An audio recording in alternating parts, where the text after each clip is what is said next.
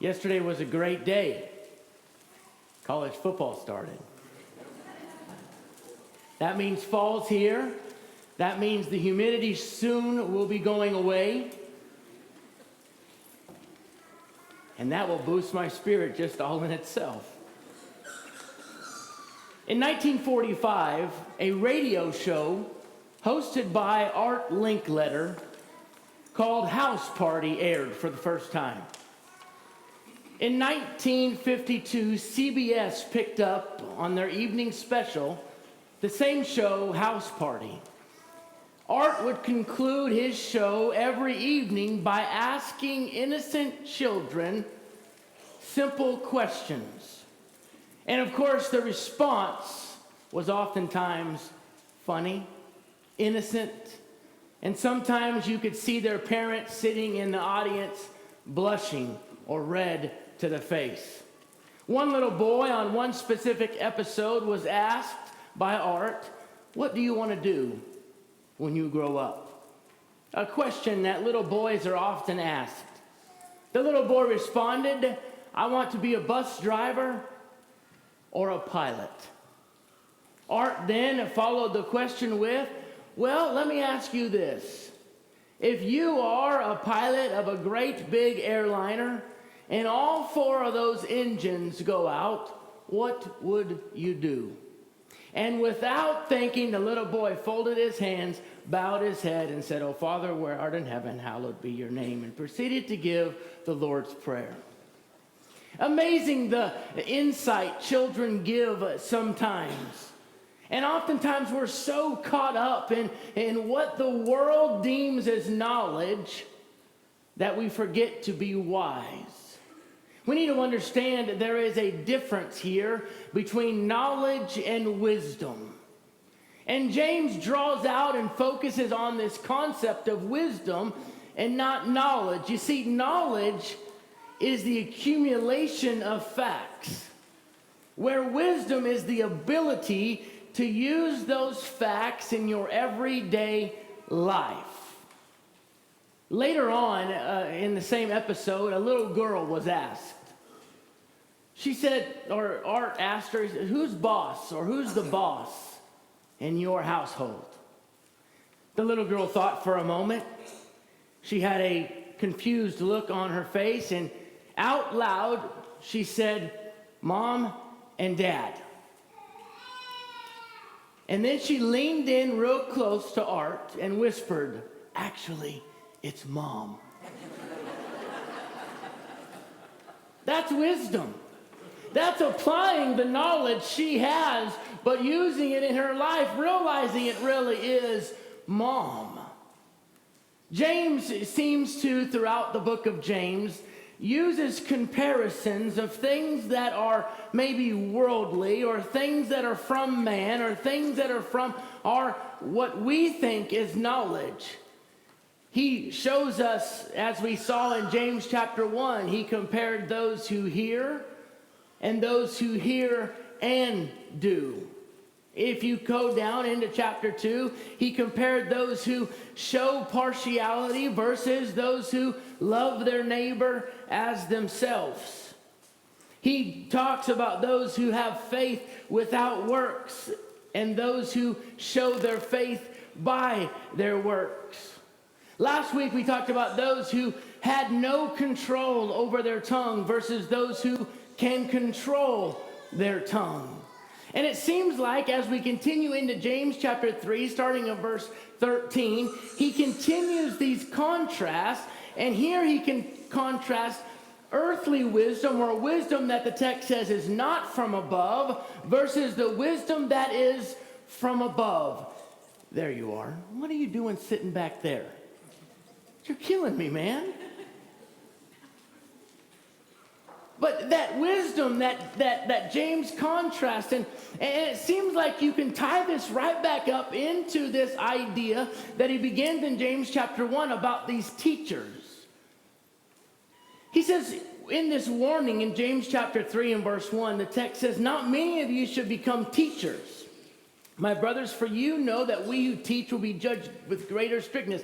Remember last week we talked about those teachers who They were looking for that official position of a teacher, and maybe they wanted the recognition and they wanted to be seen by men, and it was very selfish. Remember the many we talked about in James chapter 3 and verse 1 is the many, he says in James chapter 3 and verse 14, he says, but if you have bitter jealousy and selfish ambition in your hearts, do not boast and be false to the truth. Why would they be false to the truth? They're false to the truth because their actions are not lining up with what they need to be teaching.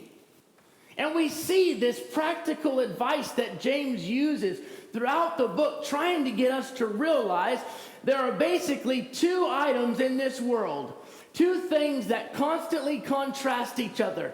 It's man's way and God's way. It's the ways from above versus the ways from the earth. And here in James chapter 3, and starting in verse 13, he says, and he asks this question, who is wise and understanding among you? By his good conduct, let him show you his works in the meekness of wisdom. But if you have bitter jealousy and selfish ambition in your hearts, do not boast and be false to the truth. This is not the wisdom that comes down from above, but it is earthly, unspiritual, and demonic. The first form of wisdom, or this concept that these people are carrying with them, is obviously not from God. It is the wisdom, the text says, that is not from above.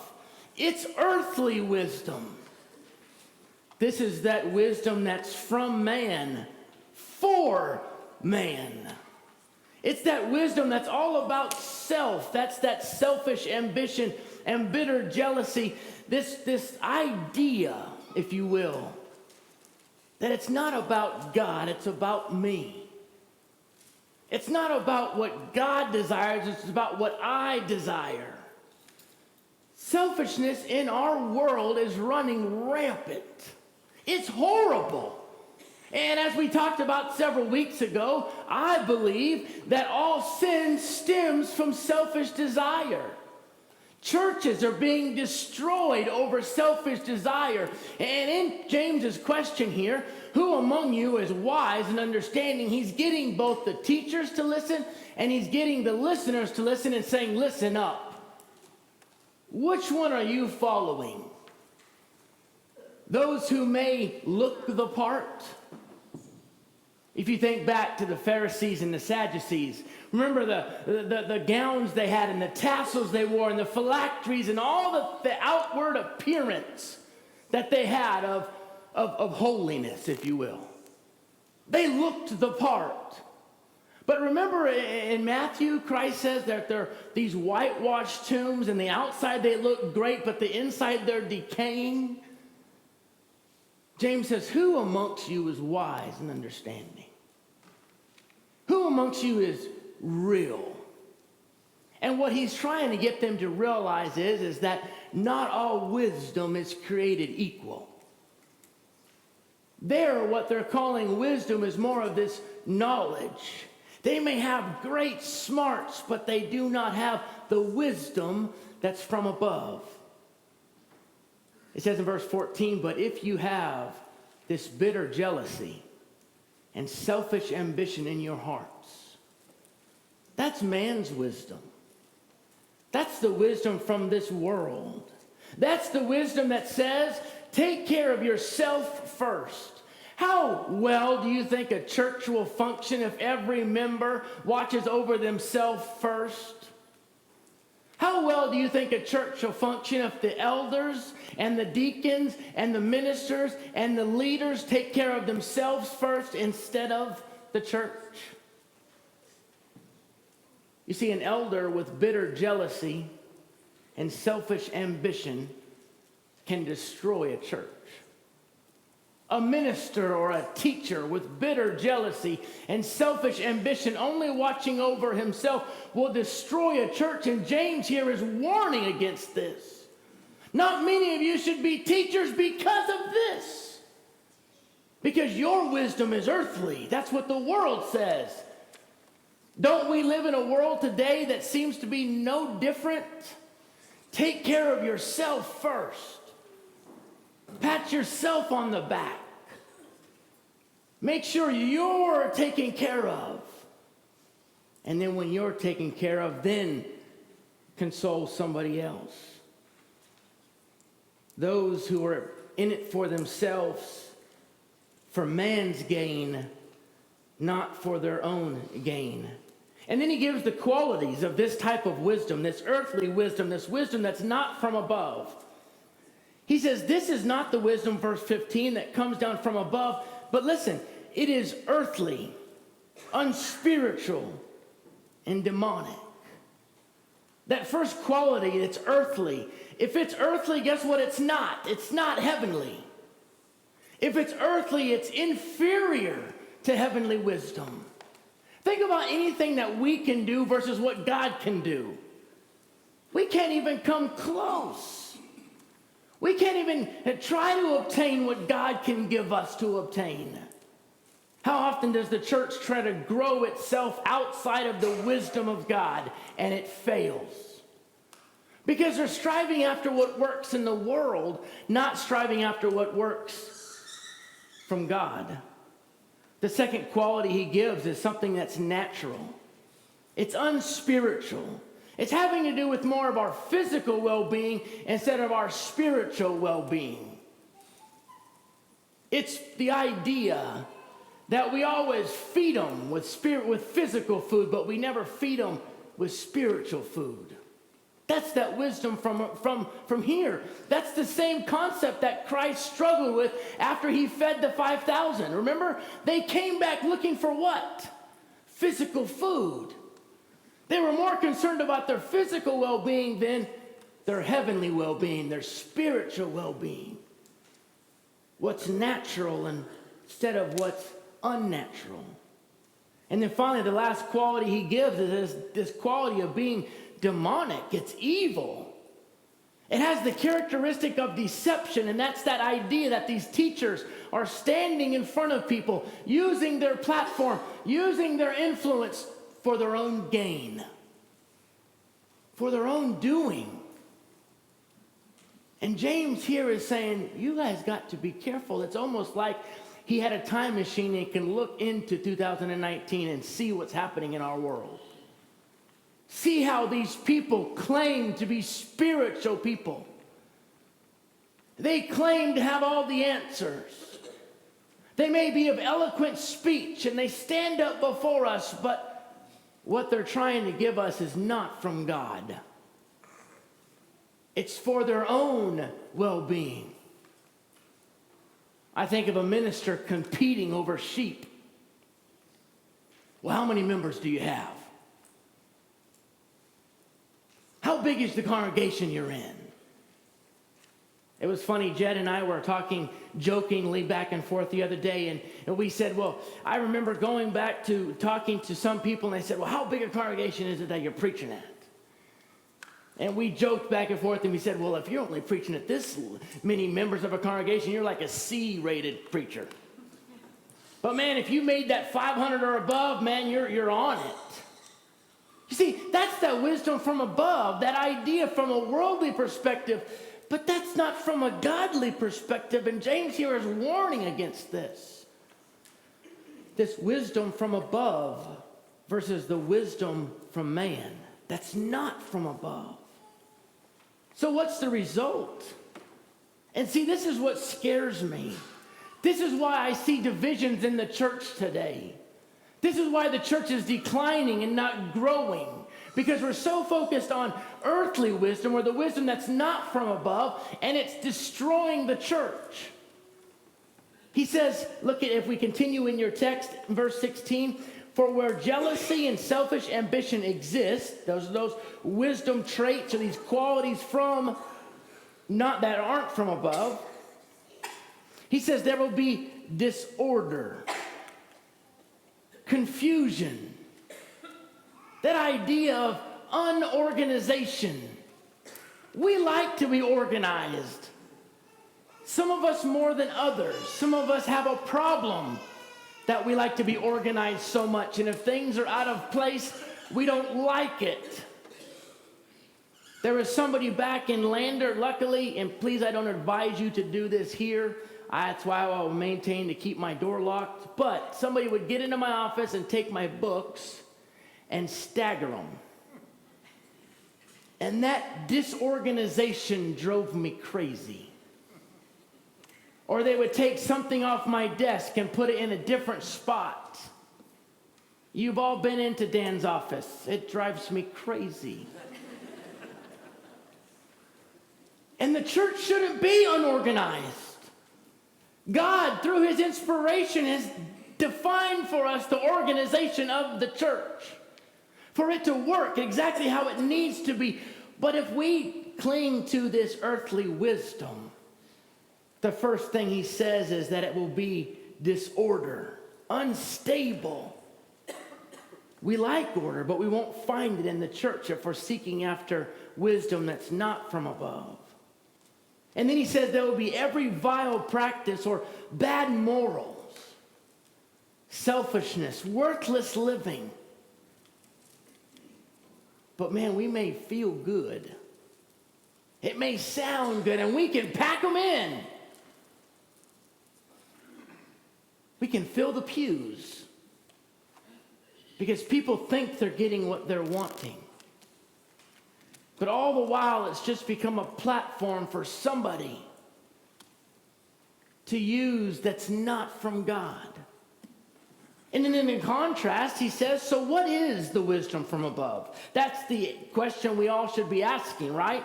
We don't want this vile practice or this disorder or this bitter jealousy or selfish ambition. So what then should we be striving after?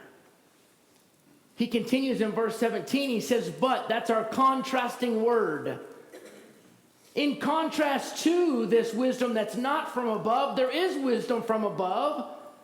And it says it's pure, it's peaceable, it's gentle, it's open to reason, full of mercy and good fruits, impartial and sincere. Those 8 characteristics, those 8 qualities are so important, and we need to look at those qualities and say, where does our life match up with those? Are we pure, peaceable, gentle? And if you go back through, and we've been talking about taming the tongue and the power of the tongue and how it's small but mighty, are we peaceable in the way we use our tongue and pure? What about our works? Why are we doing those works? To be seen by men or to be seen by God? What about our partiality versus loving our neighbor as ourselves? You see, all the while, he's looking back at these concepts saying, I've told you how to do it. I told you what to do and what not to do. And now your characteristic, the way you should be, is this way. Notice the contrast between the selfish ambition and the bitter jealousy that he gives with pureness and peaceable, gentle, open to reason, full of mercy and good fruits, impartial and sincere. And I know that's a lot. I picked out 3. And I don't know why these 3 I picked out. Maybe they're ones that I struggle with the most, or maybe they're ones that I see the world struggling with the most, or maybe it's something that if we can maintain these 3 out of these 8, the other 5 will fall into place. But the first one I looked at is this idea of being peaceable. Living in peace with each other. It seems to me that could be our problem today. That we can't seem to be peaceful with one another. We always want to just get after each other. I mean, I was standing by the door minding my own business, and Scott Taylor walks in and knocks me in my kidney. Now, I know it was out of love, and that's just Scott, and he's like a bull in a china shop when he walks through the foyer. At least he is to me. I'm like trying to move the little old ladies out of the way. Here comes Scott. And I know he's not doing it out of spite and hate, but that some people do. They don't live peaceable with each other. It doesn't matter what you tell them. They're always wanting to fight. They're always wanting to argue about something. They're always negative about it. Those people we don't want in our life. Proverbs chapter 3 and verse 17 says, wisdom is personified as a woman whose ways are pleasant and her paths are peaceful. It's this idea that we're pleasant to be around. You want to be a good evangelist? You want to be good at bringing people to God? Be somebody that people want to be around. Man, every time I'm around this person, they just want to fight, and I can't bring them anywhere. And they just driving down Hinkville, they're always honking their horn and yelling, and it's just anxiety levels are raised. James says one of these qualities is that person who is peaceful. They're inclined to avoid argument. Are we inclined to avoid argument?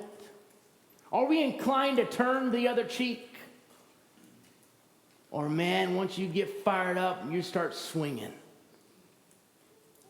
The second quality that I looked at is this idea of being open to reason or reasonable.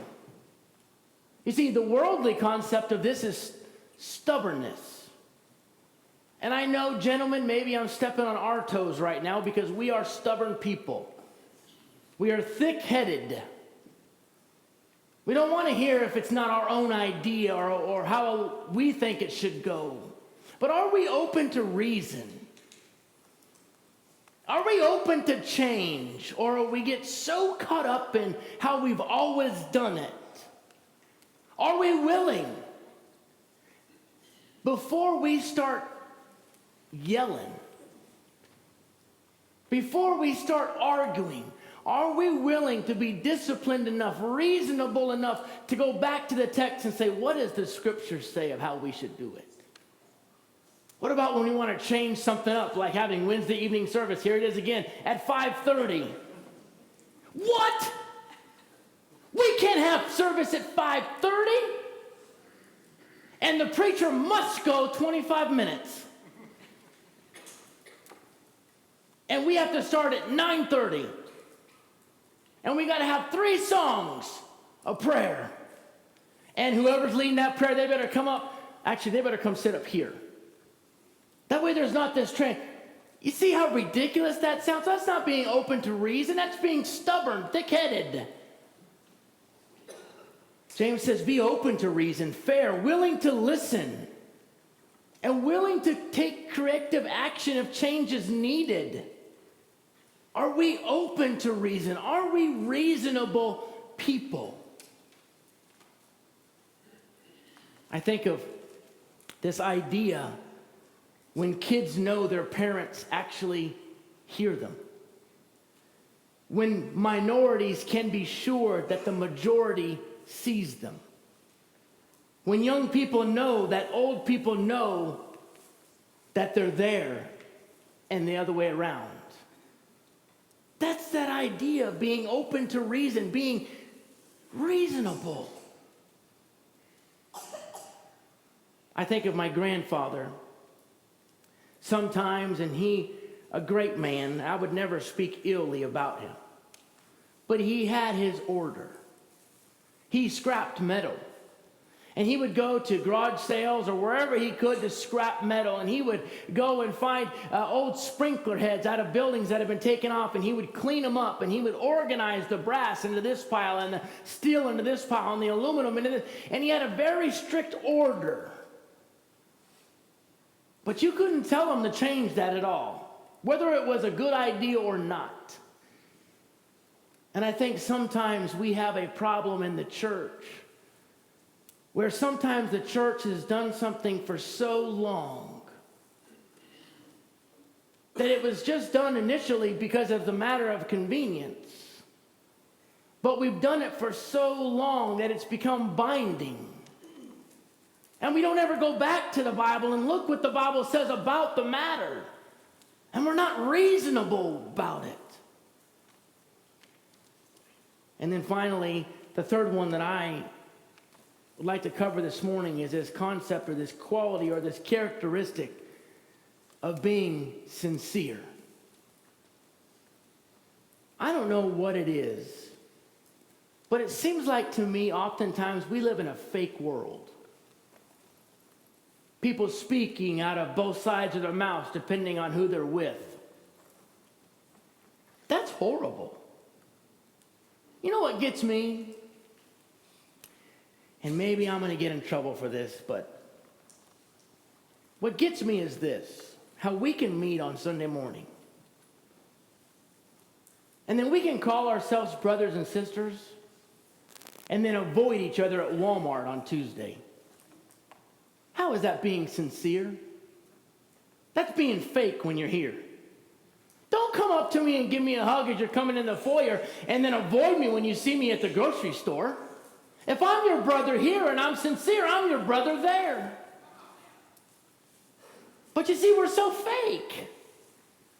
I think of a person or a young man dating a pretty girl for the first time. And I think these two people, they're so wanting to impress each other that they're so fake to each other. And then they get married, and all of a sudden it's like, whoa, who did I marry? Lance and Jenna, you just got engaged. Dude, Lance, you better be real now because it's going to come out later. But we're not sincere. We're not sincere to one another. We're not sincere to God. And that's so funny to me. God knows.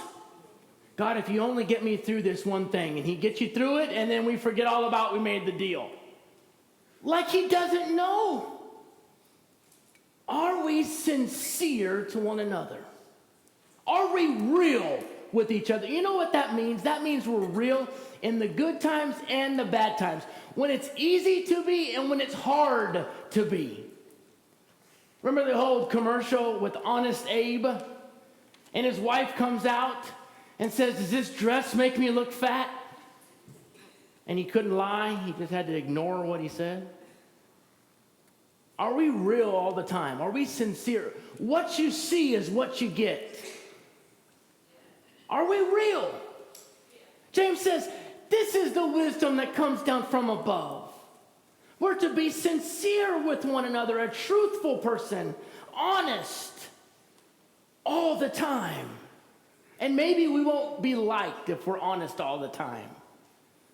When my wife comes out and says, Dustin, how does this dress make me look? Now, that's a hard one because she could put a trash bag on and be beautiful. Now, you can determine for yourself if I'm being sincere or not. But of course I am, because she's my wife. But Daniel comes up to me with his little Honda Civic and goes, is this car cool? And I say, yeah, man, it's cool. It's really not.